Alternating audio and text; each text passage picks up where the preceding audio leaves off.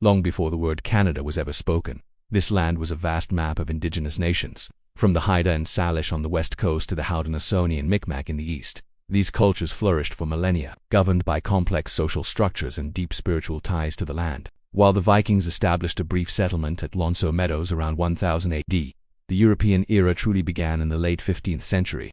John Cabot reached the Atlantic shores in 1497, but it was Jacques Cartier's voyages in the 1530s that gave the land a name, derived from the Huron-Iroquois word Kanata, meaning village. By the 1600s, the New World was a battleground of commerce. The fur trade became the engine of the continent, as French and the British competed for beaver pelts. This era created the Métis people, a distinct culture born of the unions between indigenous women and European traders. After decades of skirmishes, the British defeated the French on the Plains of Abraham in 1759. The 1763 Treaty of Paris ceded New France to Britain, but the Crown recognized the need for stability, passing the Quebec Act to protect French law and the Catholic faith.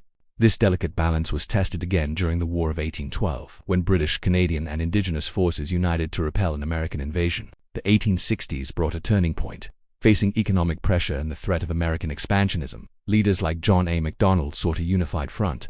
In 1867, the British North America Act created the Dominion of Canada.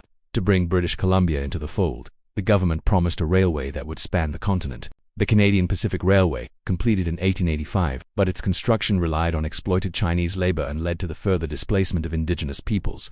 This era also saw the implementation of the Indian Act and the residential school system, a dark chapter of forced assimilation. The 20th century transformed Canada from a colony to a country. The bravery of Canadian troops at Vimy Ridge in 1917 earned Canada a separate signature on the Treaty of Versailles. Following World War II, Canada emerged as a middle power and a leader in international peacekeeping. The 1960s and 70s brought the Quiet Revolution in Quebec and a new national flag. Finally, in 1982, Canada patriated its constitution, ending Britain's power to amend Canadian laws and enshrining the Charter of Rights and Freedoms.